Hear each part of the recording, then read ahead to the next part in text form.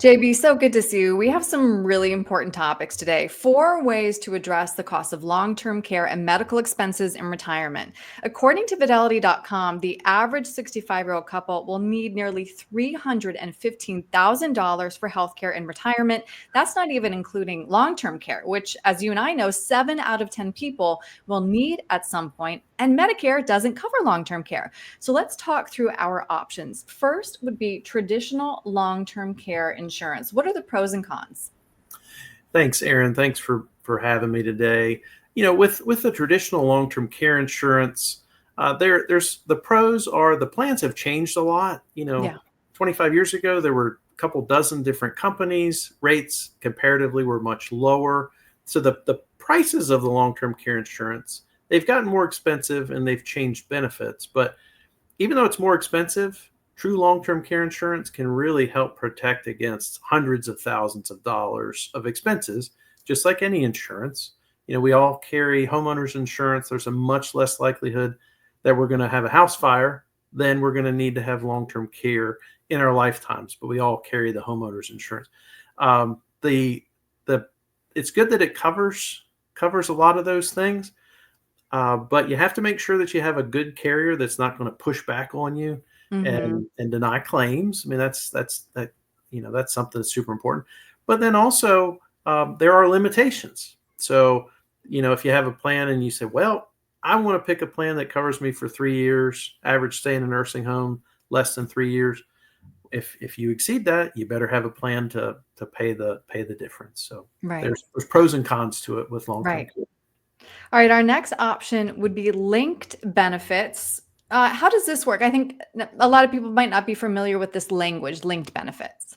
That's a great question. It's you hear linked benefits, blended benefits. Hmm. Think of if you have an asset, let's say if it's life insurance or if it's an annuity, and attached to it is some sort of long-term care feature. So looking at life insurance, there's plans out there where you may just write a one-time check and it would cover you for so much money if you need it for long-term care, a larger benefit sometimes if you need it for life insurance, and then you can have your money in there if you need it for emergencies and things like that. You can withdraw your funds.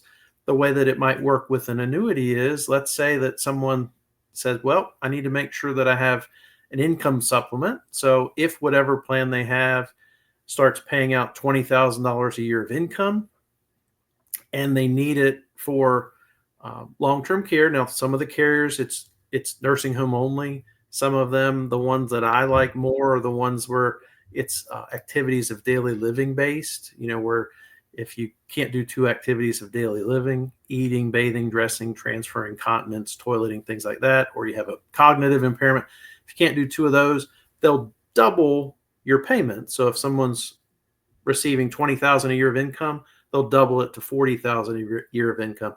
We're seeing more folks nowadays do those linked benefit plans than they used to. In any sense, if you have any plan for long-term care, it's better than having no plan, because if you have Right. no plan, you're not going to protect yourself at all if Right. that unexpected happens. And the next option would be to self-insure, but this is difficult and can be very risky, especially when we consider the costs, the skyrocketing costs of long-term care. Absolutely, Erin. I think back to, back in the late 80s, my grandmother had to move to assisted living and she was there for 9 years. Well, Right.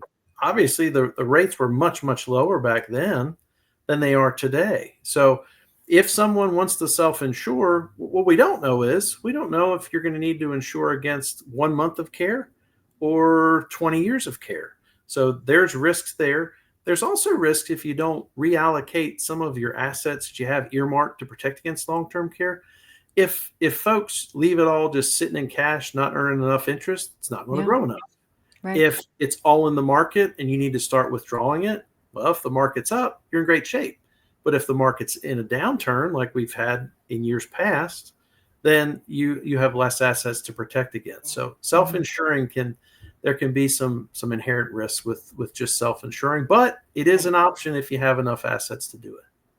And your last option would mean becoming a dependent, which is the reality of what happens if you don't have a plan. It is. Most people, you and I have talked about this, um, offline before. Hmm. We don't want to be a burden to our family if something happens to Right, us. right. And I feel like most people feel that way. However, there are some people who will say, well, if something happens to me, and I don't think it will, but my kids will take care of me. I have, my daughter's a nurse. Well, do you want your daughter to have to retire and take care of you? I don't know. Probably not. But becoming a dependent, I think we all want to kind of self support ourselves. So there's no one size fits all, and everybody has different goals. But I think it's super important to make sure that you have a plan to address long term care. Absolutely. Yeah, the odds are staggering, and so is the cost when you think about it. So JB, clearly, this is the world you live in. If somebody wants to talk through their options with you, what's the best way to reach you?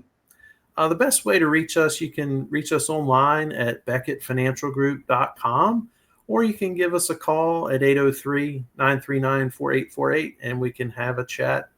Happy to answer any questions that folks have about long term care. Great. JB, thank you. Thank you, Erin.